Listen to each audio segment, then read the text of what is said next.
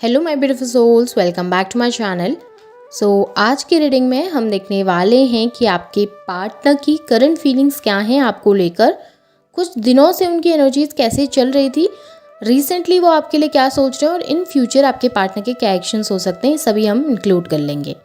Reading journal है, आप लोगों के साथ जितना रेजोनेट करती है आप उतना रखिए, जितना रेजोनेट नहीं करता है उसे जाने दीजिए। मेल एंड फीमेल सभी के लिए और सारे ही साइंस के लिए रीडिंग है।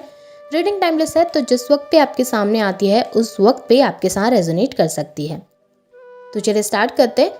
हाईलाइटेड साइंस बता देती हूँ। ये साइंस आपके पार्टनर के हो सकते हैं। आप लोग वाटर साइन के हो सकते हैं, Cancer, Scorpio, Pisces. Air sign के हो सकते हैं, Gemini, Libra, Aquarius. Earth sign के हो सकते हैं, टॉरस, वर्गो, कैप्रिकॉन। नंबर्स अगर मैं आप लोगों के लिए देखूं तो मुझे यहाँ पर पे 8 नंबर इंपॉर्टेंट दिखाई दे रहा है। अगस्त मंथ आप लोगों के लिए इंपॉर्टेंट हो सकता है। आप लोगों के लिए 2 नंबर फैब मंथ इंपॉर्टेंट हो सकता है। नंबर 6 जून मंथ इंपॉर्टेंट हो सकता है। नंबर 1 जैन मंथ भी आप लोगों के लिए इंपॉर्टेंट हो सकता है। और नंबर 5 मई मंथ इंपॉर्टेंट दिखाई दे रहा है। कुछ लोगों के लिए यहाँ पे नंबर 9 की एनर्जीज भी हैं। सितंबर मंथ की एनर्जीज भी स्ट्रॉन्ग दिखाई दे रही हैं। तो चलिए स्टार्ट करते हैं एनर्जीज को। सबसे पहले ना मैं पास्ट कुछ दिनों की एनर्जीज देख लेती हूँ कि पास्ट कुछ दिनों से आपके पार्टनर क्या सोच रहे हैं।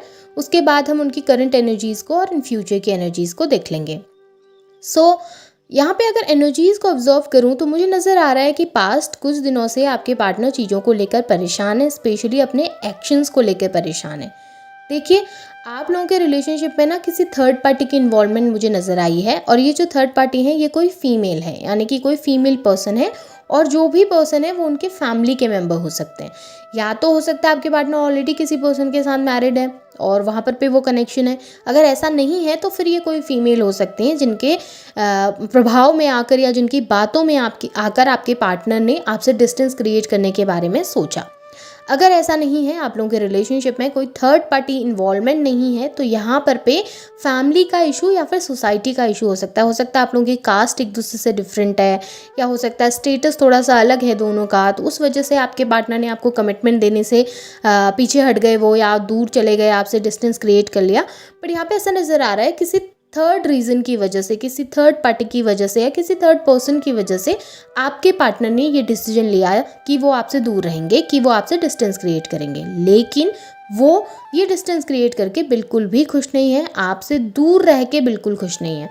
परेशान दिख रहे हैं, ओवर थिंकिंग करते हुए नज़र आ रहे हैं। ऐसा नज़र आ रहा है कि उनको लग रहा है कि उनके डिसीजंस गलत हो गए, उनको लग रहा है कि उनका फ़ैसला गलत हो गया, उनको लग रहा है कि शायद उन्होंने ऐसा नहीं करना चाहिए था, शायद उस मोमेंट में उन्होंने एक बार आपके लिए स्टैंड लेना चाहिए था, एक्शन लेना चाहिए था। काफ़ी इमोशनल दिखाई दे रहे हैं, काफ़ी ज़्यादा इमोशनल हैं आपके पार्टनर।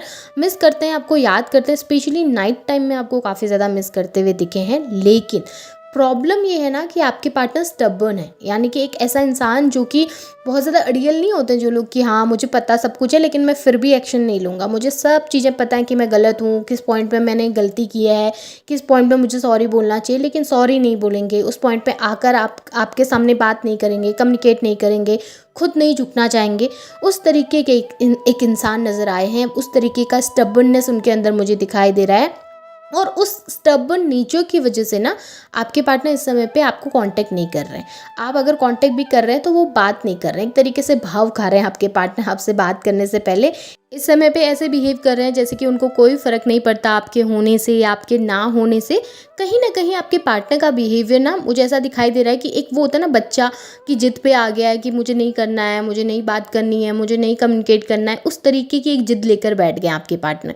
और वो थर्ड पार्टी का इन्फ्लुएंस भी है। हो सकता है वो थर्ड पार्टी जो है ना वो आपके पार्टनर के लिए खास है, कुछ मायने रखते हैं उनकी लाइफ में। अगर फैमिली के मेंबर हैं तो डेफिनेटली मायने रखते होंगे, उनके वो सुनते होंगे। सो उसके अकॉर्डिंग या उनकी बातों को सुनकर आपके पार्टनर अपनी लाइफ में डिसीजन लेते हैं। और शायद इस वक्त वो डिसीजन गलत हो गया है, ये बात वो जान रहे हैं, इस बात को लेकर परेशान है। ओवरथिंकिंग काफ़ी दिख रही है आपके पार्टनर की, कि हाँ एक जगह पर बैठ के ओवरथिंक कर रहे हैं चीज़ों को लेकर कि अब क्या करना है, आगे क्या कर सकते हैं, क्या नहीं कर सकते। लेकिन एक्शंस में कमी नज़र आ रही है। एक्शन नहीं ले पा रहे हैं इस समय पे, खुद होकर आकर बात नहीं कर पा रहे हैं, खुद होकर आकर कम्युनिकेट नहीं कर पा रहे हैं। जहाँ पर पे कम्युनिकेशन करने की बात आ रही है तो वहाँ पर चीज़ें पीछे हट जा रहे हैं, अपनी फीलिंग्स को छुपा ले रहे हैं, बातों को रोक ले रहे हैं। आप रिसेंट एनर्जीज़ में भी अगर देखेंगे तो वही दिखाई दे रहा है कि माइंड में बहुत कुछ चल रहा है, कन्फ्यूजन है, थर्ड पार्टी का इन्वॉल्वमेंट है और थर्ड पार्टी की इन्वॉल्वमेंट की वजह से चले गए हैं, दूर डिस्टेंस क्रिएट कर रहे हैं, एक दूरी बनाकर रख रहे हैं, आपको आइसोलेट कर रहे हैं, आपको अकेला छोड़ रहे हैं, लेकिन परेशान हैं, अपनी लाइफ में खुद भी खुश नज़र नहीं आ रहे, अपनी लाइफ में खुद भी हैप्पी नज़र नहीं आ रहे। ऐसा नहीं है कि दूर चले जाने के बाद बड़े खुश हैं, इंजॉय कर रहे हैं अपनी लाइफ को।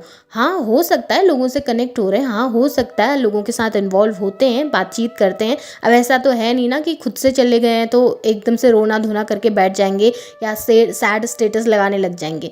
आपके पार्टनर अपनी लाइफ को कर रहे हैं एंजॉय करने की कोशिश और नए लोगों से कनेक्ट होने की कोशिश, लेकिन उनसे वो चीज़ें हो नहीं पा रही हैं, लेकिन वो वहाँ पर पे कनेक्ट नहीं कर पा रहे हैं। किसी इंसान के साथ आगे भी बढ़े हैं तो वहाँ पर वो लगाव महसूस नहीं कर पा रहे हैं जो शायद आपके साथ करते थे, या फिर वो चीज़ें जो आपके साथ महसूस हुआ करती थी वो चीज़ें उन्हें उन तीसरे लोगों के साथ महसूस नहीं हो रही, जिसकी वजह से आपके पार्टनर परेशान काफ़ी ज़्यादा हो गए हैं। और ऐसा भी है कि लाइफ में ना चीज़ें अच्छी भी नहीं चल रही, उस थर्ड पार्टी वो जो थर्ड पार्टी है, वो जो थर्ड पर्सन है, वो आपके पार्टनर को उतने अच्छे तरीके से नहीं समझ पाते जितना अच्छी तरीके से आप समझ पाते हैं। तो उस वजह से भी उनको दिक्कतें काफ़ी पैदा हो रही हैं, उस वजह से भी वो नहीं समझ पा रहे कि कैसे चीज़ों को हैंडल करें, कैसे कोई एक्शन लें।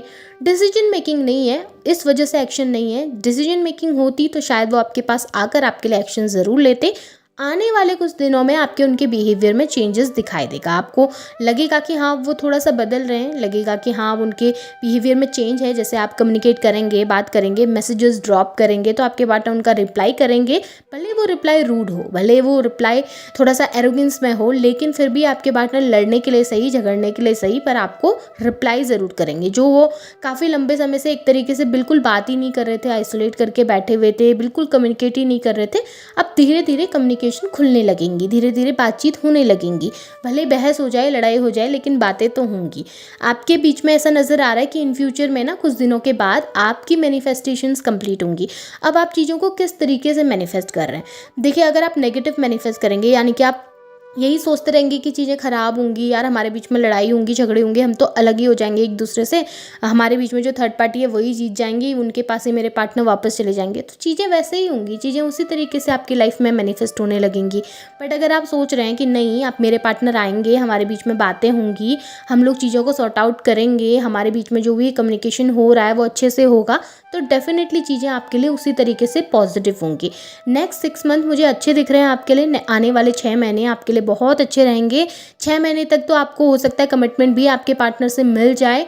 6 वीक के अंदर आप लोगों की कम्युनिकेशन होना स्टार्ट हो जाएंगी, थोड़ी बहुत बातें होना स्टार्ट हो जाएंगी, साइंस ऐसे मिलना स्टार्ट हो जाएंगे जहाँ पे आपको लगेगा कि ओके मेरे पार्टनर इंटरेस्टेड है मेरे ऊपर, हाँ वो मेरी सुनना चाह रहे हैं, मुझसे बात करना चाह रहे हैं, यहाँ पर वो डिस्कस करना चाह रहे हैं हम दोनों के बीच की बातों को। और 6 महीने के बाद मुझे ऐसा नज़र आ रहा है कि आप लोगों के बीच में एक कमिटमेंट आपको आपके पार्टनर की तरफ से मिलेगी, जहाँ पर वो चीज़ों को सही करने के बारे में आपसे बातें करेंगे।